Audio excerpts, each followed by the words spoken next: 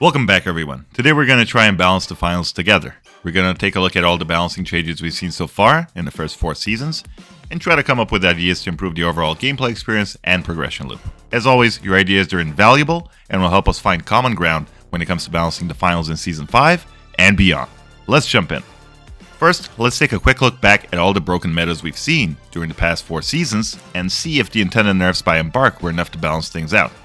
Starting with nukes. Capable of wiping out whole squads, a heavy with a couple of C4s planted on a canister was the main threat in the finals, ever since the closed betas and throughout Season 1.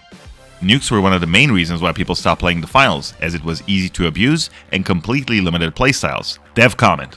Nukes were a hot button issue in Season 1. The previous tuning made nukes exceed the intended time to kill by a large margin. Since our initial changes weren't substantial enough to alter this tactic, we've added more ways to balance nukes moving forward. Now with these changes, nukes are pretty much gone now, and while some missed them, most feel it was the right direction, as it reintroduced variety for the heavy class and leaned into demanding more skill. Overall, a good balance change. Moving on to the shield meta. Since heavy is the strongest and easiest to carry with, heavy mains not only ran nukes up to Season 2, they had toggle mesh shield ability. And this was removed at the end of Season 3, where we saw an insane number of nerfs on both mesh shield and dome shield, putting heavy in a weird place where they need to run goo or barricades. Dev note, the dome shield was always intended as a temporary protection that was synergized well with supportive actions. Over time, its main use case has been as a mobile fortress used to seal objectives. We want teams to have to secure the area first in order to seal an objective. To encourage this intended design, we've adjusted the dome shield's duration. The dome and mesh shield nerfs have been too severe in my opinion. Removing the toggle option on mesh shield simply made heavy players move away from it. Instead of removing the toggle option, which enabled high skill plays, Embark could have lowered the health of the mesh even further to 650, which is the average damage per mag output of a light, medium, heavy team. This would have continued to reward high skill players who are able to quickly toggle from shield to damage and maintain a healthy, unique playstyle for heavy, which is sadly no longer available. With the nerf to dome shield, Embark intended to discourage steals by decreasing duration. However, dome shield is mostly used in the same capacity, albeit less often. As the nerf doesn't do what it's intended to, I would increase the duration back to 7.5 and allow it to be moved freely by explosions. This would mean it would constantly reposition as Embark intended and move unpredictably off point once it's thrown. Currently, the dome shield can only fall down if the floor is breached, destroyed, or dematerialized. Explosives.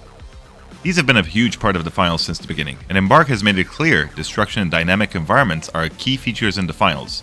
Mines have been reworked constantly throughout seasons, especially when it comes to deploy time. Apart from triple mediums being able to place a wide range of mines that can seriously ruin your day, should you rush the objective via conventional entry points, mines haven't been too easy to abuse.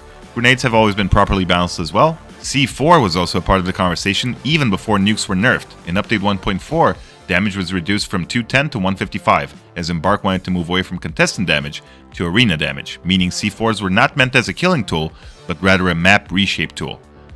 After several other nerfs, in Season 4, C4 is used as Embark intended, to move the objective, shape the arena, and not primarily to deal player damage. Perhaps the most annoying explosive meta, the CL40. After players started figuring out there's close to no self-damage when shooting the CL40 point blank, it instantly became a medium's best friend and a light's nightmare. Especially with patch 4.0 at Season 4 start, when CL40 damage was buffed from 93 to 117. Triple CL40 healing beam was pretty much undefeated, until Embark nerfed CL40 in patch 4.2.0. Damage dropped from 117 to 100, and self-damage jumped from 0.75 to 1.6, meaning the boom bandits were over.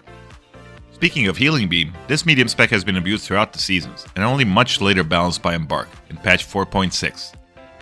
Dev note, we felt the existing range of the healing beam was causing teams to benefit from healing in combat. We feel with this closer range we open up more opportunities to counterplay teams that are healing in combat, via various gadgets. Wherever we can, we prefer to try and solve possible balance issues via counterplay, rather than straight up nerfs, and we think this change should offer opportunities here, but as always, we'll monitor the impact of the change and adjust as needed. Because of these changes, now heal botting is less possible, as mediums can only heal 220 HP before the beam needs to cool down for 5 seconds before it can be fully charged. Dual healing beam on heavy is still viable, but triple healing beam is substantially weaker than before.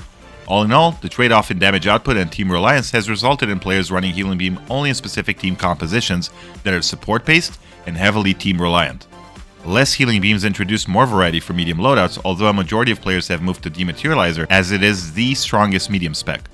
Since we didn't get any new specs in Season 4, it would be ideal if Embark introduced 3 new specs, one for each contestant, to introduce further variety and balance out pick rates in Season 5. Right now, we're in the melee shotgun meta, where burst damage is key to finish the fight faster, with consistent damage output and mobility.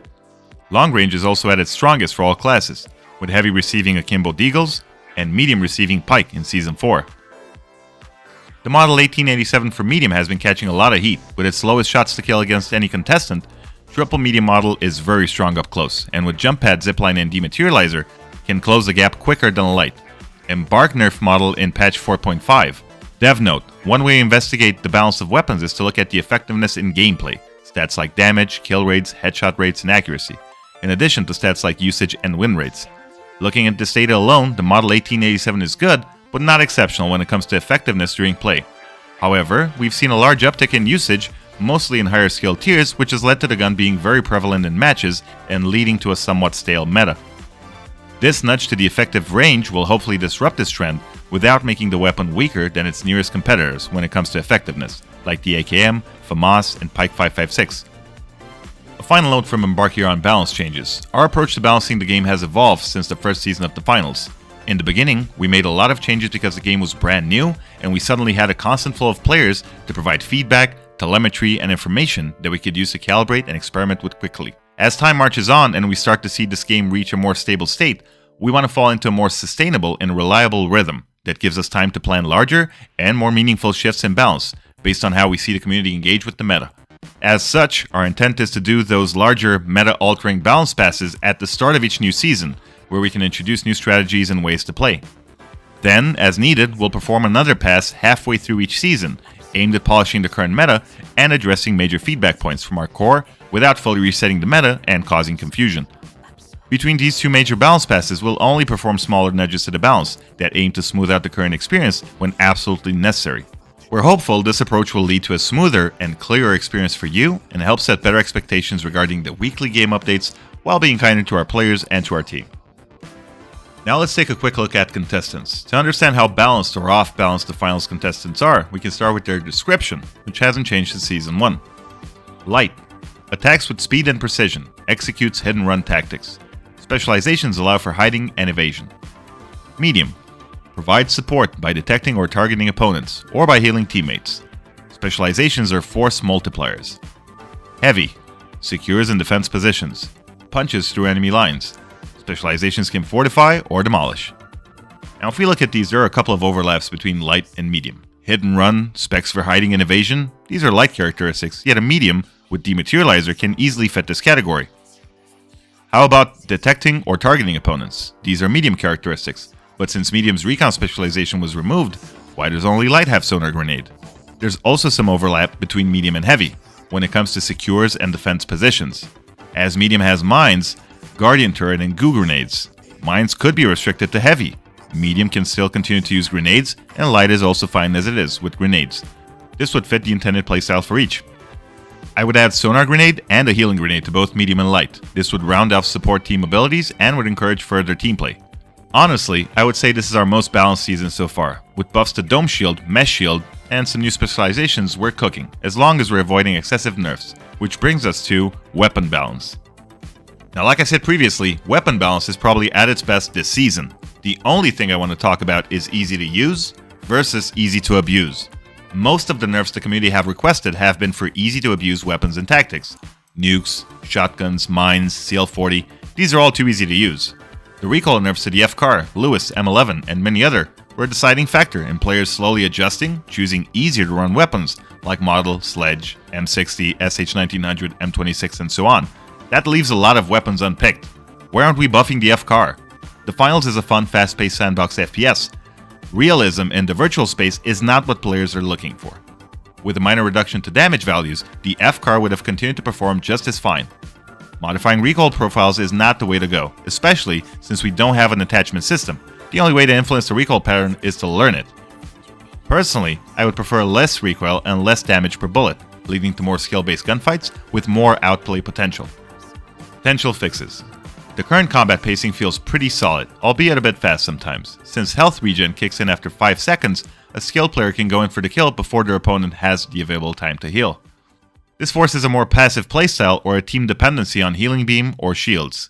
50 additional health or armor would help slow down TTK a little bit and alleviate some of the burst damage that's becoming more and more popular.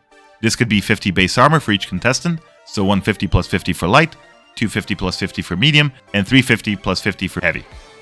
At the same time, these could be pickups on the map which can force the fight in a specific area for resources, like Quake has always done and continues to do. Another resource I'd like to see more of in the arena are jump pads and zip lines. The ones we have are limited and can be easily held or destroyed in the case of zips. By the second half of the game, most of the transports are destroyed apart from big jump pads, meaning any medium running jump zip will have a huge advantage, increasing the pick rate and becoming an issue, which should not be resolved via nerf to movement abilities, but rather buffing the game mechanics fundamentally, where the jumps and the zips that mediums run are weaker. For example, they wouldn't run them if the map already had a lot of jumps and zips, elevators and such. Reading your comments on the last two videos, everybody's just looking forward the most to new weapons and maps. What we have so far is great, and I'm really looking forward to see what they do with Season 5. Next video is going to be my final predictions for Season 5 in a bingo format. We'll see how many I can guess right. That's pretty much it for today's video. Remember to like and subscribe, and drop your thoughts in the comments. Do you think the finals is balanced? What would you change about it? All of your thoughts are going into the next community video, so stay tuned for that as well. I'm out. Stay fresh, cheese bags.